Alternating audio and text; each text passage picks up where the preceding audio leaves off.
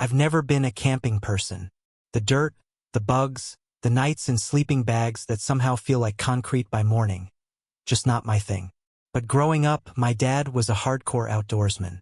Every summer, without fail, he'd drag me into the woods with his rugged friends to disconnect from technology and reconnect with nature.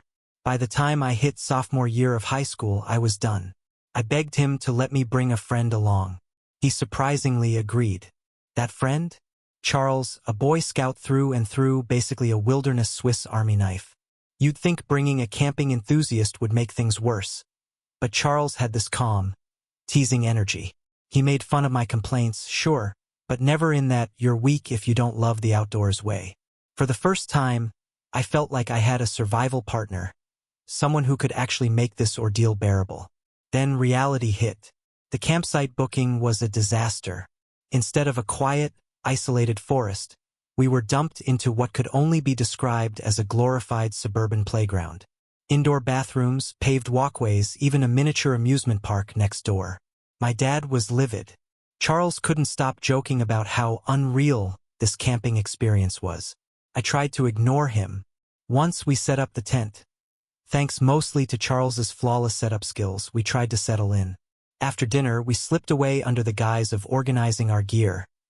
But really, Charles had brought a little metal pipe and some weed. That night, deep in the woods, we laughed, smoked, and talked about school drama. The adrenaline made us restless. And that's when he got the idea. We were going to explore the amusement park. It was past midnight, silent except for the faint hum of security patrols. Scaling the fence felt like something out of a stealth video game. Every corner held potential exposure. At last, we reached the roller coaster, its silhouette towering against the moonlight. The maintenance stairs clanged under our feet as we climbed, the height dizzying, the darkness around us whispering danger. At the top, the view was breathtaking. The park spread below, lit up eerily like a carnival from a dream or a nightmare. We snapped a photo, hearts hammering, and started down. But then I saw movement. A shadowy figure crouched in the darkness, watching us. A man, disheveled, possibly injured, with dark liquid smeared across his face. Charles and I froze, exchanging panicked glances. The guards passed, and we slunk back to our tent in silence. No laughter this time. Morning brought a horrifying confirmation. Camp staff announced that a man had been stabbed to death at a lake nearby, and the killer was still at large. The description matched the figure we had seen. Charles and I never told anyone. At 16, our instinct was survival, not heroics. Even now, the memory sends a shiver through me. Mere feet from a murderer, alive by nothing more than luck and timing. The second story begins in the middle of 2016, during the infamous clown hysteria. I was 16, just leaving school, headphones blasting Drake, reviewing chemistry flashcards on my phone, completely oblivious. At 96th Street, I jumped off the train, and that's when I froze. In the doorway, a clown. Not a jokey Halloween clown, but a full nightmare. Oversized rainbow pants, a baggy yellow shirt with red suspenders, enormous red shoes, and grotesque white makeup smeared across his face. The wig was missing, but everything else screamed terror. He didn't move. He didn't speak. Just blocked the exit. 5 seconds. That was all I had. I shoved past him, sprinting up the stairs, feeling his lurching, jerky strides behind me. In his hand, what looked like a kitchen knife. My brain went blank, adrenaline took over, and I ran. The streets were empty. I made it to safety, called the police, and watched him vanish. The rational side of me knew it was likely a copycat from the clown craze, yet my body stayed frozen in fear for weeks afterward. The thought that he could track me home haunted me. A couple of years after high school, I was in that weird post-undergrad limbo. Online classes, odd jobs, and endless scrolling through job sites. That's when I stumbled on it. A lifeguard gig at a hotel a few towns over. Nothing unusual, except the hours were 5 p.m. to 1 a.m., and the listing insisted the person not speak Spanish. Now I'm half Mexican. Spanish has been my second language since I was a kid. The requirement made no sense. But $30 an hour? That was gold. So, I ignored the red flags, figuring I'd pretend not to speak Spanish if needed. First day on site, everything seemed normal. Pudgy, friendly guy greeted me, cracked jokes, put me at ease. But the moment we entered the complex, a taller man appeared. No smiles, no greetings, just a cold, calculating stare. He spoke rapid Spanish, clearly testing me.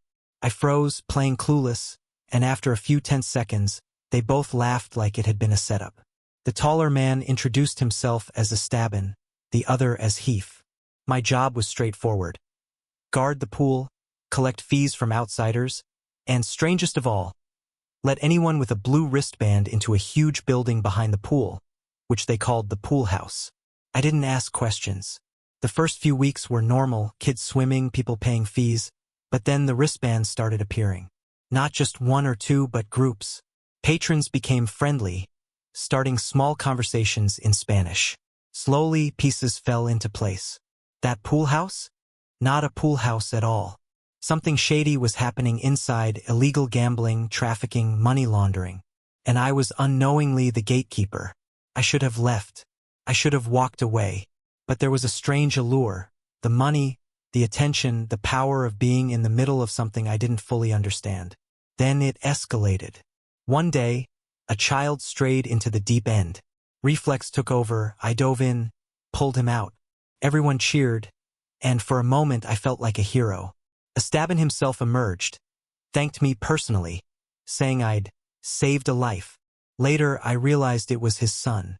That same day, a group of men, wristband wearers, gathered at the pool gate to toast me with wine. But the toast wasn't innocent. In Spanish, they celebrated the money and the chaos they were causing, their laughter chilling. From that moment, I knew I was in over my head. I couldn't trust anyone, not even the friendly faces I had met at the start. Every phone call, every interaction was a test. My mom called that afternoon. I spoke Spanish naturally, and Esteban caught me mid-conversation. His stare pierced through me. My heart raced. Was he deciding whether I was a liability? I played dumb, and after a tense pause, he simply said, "Okay," and left. I left that day and never went back. But for months, paranoia haunted me. Every van, every unfamiliar car, every glance down my street set my nerves on fire. Even now, years later, I replay his stare in my mind. The quiet, measured calculation that made it clear my life hung on the edge of a decision I couldn't control. Looking back, the pool job was more than a job. It was a window into a criminal world, a test of instinct, and a lesson in danger hidden behind normalcy. The adrenaline, the fear, the moral compromise, it all left a mark. And the truth is, part of me is still uneasy, wondering what could have happened if I had slipped up just once. From camping near a murderer to escaping a killer clown, and finally staring down organized crime behind a hotel pool, my teenage and early adult years were a masterclass in survival. But each experience taught me the same thing. Luck isn't random. Sometimes it's about paying attention, trusting instinct, and, most importantly, knowing when to walk away.